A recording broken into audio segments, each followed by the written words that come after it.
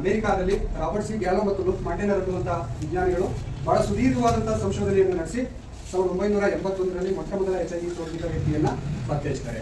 Sir 1981ಕ್ಕಿಂತ ಹಿಂದೆ HIV ಇರಲಿಲ್ವಾ sir ಅಂತ ಕೇಳಿದ್ರೆ ಇತ್ತು, ಆದರೆ ಅದಕ್ಕೆ ಒಂದು ನಿರ್ದಿಷ್ಟವಾದಂತಹ ಹೆಸರನ್ನ ಕೊಟ್ಟು HIV ಅಂದ್ರೆ ಅದು ಹಿಂದೆ ಗ್ರಿಡ್ ಅಂತ ಕರೀತಾ ಇದ್ರು. ಗ್ರಿಡ್ ಅಂದ್ರೆ ಗೇ ರಿಲೇಟೆಡ್ ಇಮ್ಯುನೋ ಡಿಸೀಸ್ ಅಂತ ಕರಿತೀವಿ.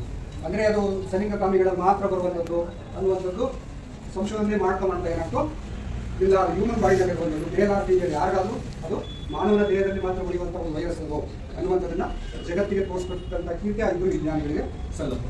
ಇನ್ನು ಭಾರತದಲ್ಲಿ ಯಾವಾಗ ಮೊಟ್ಟ ಮೊದಲ HIV ಸೋಂಕಿತ ವ್ಯಕ್ತಿಯನ್ನು ಪತ್ತೆ ಹಚ್ಚಿದರೆ ಗೊತ್ತಿದೆಯಾ? ಭಾರತದಲ್ಲಿ 1986ರಲ್ಲಿ ಎಲ್ಲಿ ಕಂಡಿದ್ರು ಮೊಟ್ಟ ಮೊದಲ HIV ಸೋಂಕಿತ ಎಲ್ಲಿ ಸಿಕ್ಕಿದ್ರು? ಮುಂಬೈ ಅಲ್ಲ, ಮದ್ರಾಸ್, ಈಗ ಚೆನ್ನೈ ಅಂತ ಕರಿತೀವಿ, ಆಯ್ತಾ? ಚೆನ್ನೈನಲ್ಲಿ, ಈಗ ಚೆನ್ನೈ ಆಗಿದೆ, ಮುಂದೆ ಅದು ಮದ್ರಾಸ್ ಅಂತ ಇದೆ. ಚೆನ್ನೈನಲ್ಲಿ ಮೊಟ್ಟ ಮೊದಲ HIV ಸೋಂಕಿತ ವ್ಯಕ್ತಿಯನ್ನು ಪತ್ತೆ ಹಚ್ಚಿದ್ದಾರೆ. ಇನ್ನು ಕರ್ನಾಟಕದ ಬೆಳಗಾಂ ಜಿಲ್ಲೆಯ ಸವದತ್ತಿನಲ್ಲಿ 1988ರಲ್ಲಿ ಮೊಟ್ಟ ಮೊದಲ HIV ಸೋಂಕಿತ ವ್ಯಕ್ತಿಯನ್ನು ಪತ್ತೆ ಹಚ್ಚಿದ್ದಾರೆ. ಸೊ ಕೇವಲ ಈಗ 86, 87 ಅಂದರೆ ಒಂದು 30-32 ವರ್ಷದ ಹಿಂದೆ ಒಬ್ಬ HIV ಸೋಂಕಿತ ವ್ಯಕ್ತಿಯನ್ನು ಪತ್ತೆ ಹಚ್ಚಿದಂತೆ ನಮ್ಮ ದೇಶದಲ್ಲಿ ಪ್ರಸ್ತುತ ಜನಸಂಖ್ಯೆ ಎಷ್ಟಿದೆ ಭಾರತದಲ್ಲಿ?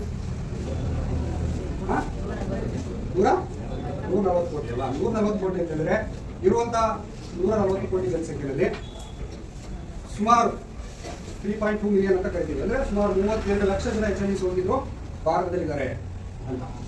ಅದೇ ರೀತಿ ಕರ್ನಾಟಕದಲ್ಲಿ ಸುಮಾರು 4 ಲಕ್ಷ ಜನ, ಕಳೆದ ಡಿಸೆಂಬರ್ನ ಅಂಕಿ ಸಂಖ್ಯೆಯನ್ನು ಗಮನಿಸಿದ್ರೆ 3,80,000 ಜನ HIV ಸೋಂಕಿದ್ರು ಕರ್ನಾಟಕದಲ್ಲಿದ್ದಾರೆ ಅನ್ನುವಂಥ ಒಂದು ಅಂಕಿ ಸಂಖ್ಯೆಗಳು ನಮ್ಮ ಗಮನಕ್ಕೆ ಬರ್ತವೆ.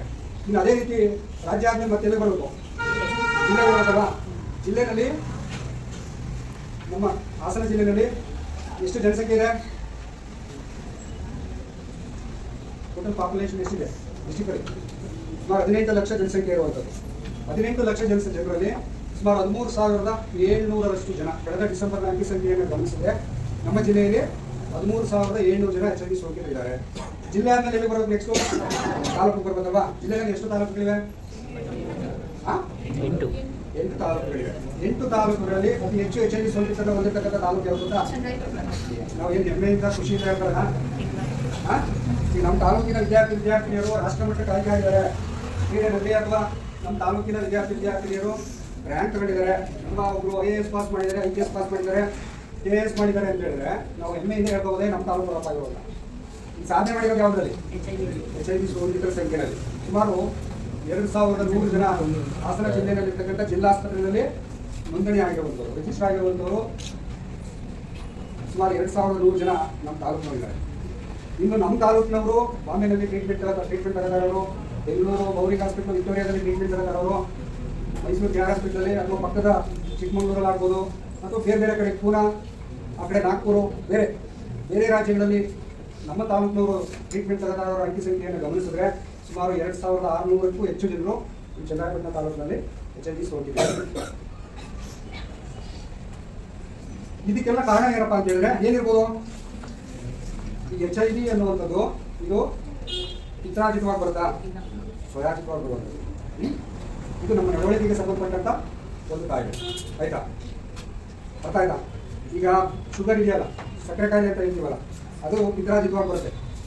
ತಂದೆ ತಾಯಿಗಳಿಗೆ 2-3 ತಲೆಮಾರಿನಲ್ಲಿ, ತಾಯಿ ಅಥವಾ ತಂದೆ ಯಾರಿಗಾದ್ರೂ ಒಂದು 2-3 ತಲೆಮಾರುಗಳಲ್ಲಿದ್ದರೆ ಅದು ಮಕ್ಕಳಿಗೆ ಮೊಮ್ಮಕ್ಕಳಿಗೆ ಬರುವಂಥ ಸಾಧ್ಯತೆಗಳಿರ್ತದೆ. ಆದರೆ HIV ಎನ್ನುವಂಥದ್ದು ಸ್ವಯಂಕೃತ ಅಪರಾಧದಿಂದ ಅವರು ಸ್ವಯಾರ್ಜಿತವಾಗಿ ಪಡ್ಕೊಳ್ಳುವಂಥದ್ದು. ಈಗ ಹರಡುವಂಥ ವಿಧಾನಗಳ ಬಗ್ಗೆ ಗೊತ್ತಿದೆ, ಯಾವ ರೀತಿ ಹರಡುತ್ತೆ ಅಂತ. ಈ HIV ಕೆಮ್ಮೋದ್ರಿಂದ, ಸೀನೋದ್ರಿಂದ, ಎದುರು ತಿನ್ನೋದ್ರಿಂದ, ಒಟ್ಟಿಗೆ ವಾಸ ಮಾಡೋದ್ರಿಂದ, ಒಂದೇ ಮನೆಯಲ್ಲಿ ವಾಸ ಮಾಡೋದ್ರಿಂದ, ಒಂದೇ ಶೌಚಾಲಯವನ್ನು ಬಳಸೋದ್ರಿಂದ, ಅಕ್ಕಪಕ್ಕ ಕೂತ್ಕೊಳ್ಳೋದ್ರಿಂದ, ಒಟ್ಟಿಗೆ ಆಟ ಆಡೋದ್ರಿಂದ ಅದನ್ನು ಬರುತ್ತಾ? ಕೆಮ್ಮೋದ್ರಿಂದ, ಸೀನೋದ್ರಿಂದ ಬರುತ್ತಾ?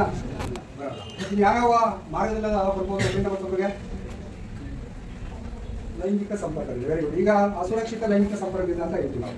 ಈಗ ಅಸುರಕ್ಷಿತ ಲೈಂಗಿಕ ಸಂಪರ್ಕದಿಂದ ಅಂತ ಹೇಳಿದ್ರೆ ಏನು?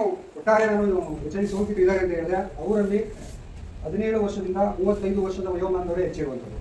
ಅಂದರೆ ಯಾರು ಯುವ ಜನಾಂಗ ಅಂತ ಹೇಳ್ತೀವಿ, 70% ಈ ದೇಶದ ಆಸ್ತಿ, ಸ್ವತ್ತು, ಮುಂದಿನ ಯುವ ಪೀಳಿಗೆಯವರು ನಮ್ಮ ಅಭಿವೃದ್ಧಿಗೆ ಪೂರಕವಾಗಿರಬೇಕು ಅಂತೇಳಿ ನಾವು ಯಾವ ಯುವ ಜನಾಂಗ ಅಂತ ಹೇಳ್ತೀವಿ, ಅವರಲ್ಲಿ ಬೆನ್ನಲ್ಲೆಲ್ಲೋ ಯಾವುದೋ ಭಾಗದಲ್ಲೆಲ್ಲೋ ತುರ್ಕೆ ಸ್ಟಾರ್ಟ್ ಆಗುತ್ತೆ, ಕಡಿತ ಸ್ಟಾರ್ಟ್ ಆಗುತ್ತೆ.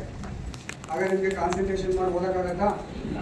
ಏನಾಗುತ್ತೆ, ಮನಸ್ಸು ಆ ಕಡೆ ಹೋಗುತ್ತೆ. ಸೊ ಆ ಒಂದು ಕಿರಿಕಿರಿಗಳಿಂದ ನಾವು ದೂರ ಆಗಬೇಕು ಅಂತ ಹೇಳಿದ್ರೆ ಏನು ಮಾಡಬೇಕು, ಪ್ರತಿನಿತ್ಯ ಆದಷ್ಟು ಮೈಗೆ ಸ್ನಾನ ಮಾಡುವಂಥದ್ದನ್ನ ಅಭ್ಯಾಸ ಮಾಡ್ಕೋಬೇಕು. ಮಾಡ್ತೀರಾ ಇನ್ಮೇಲೆ?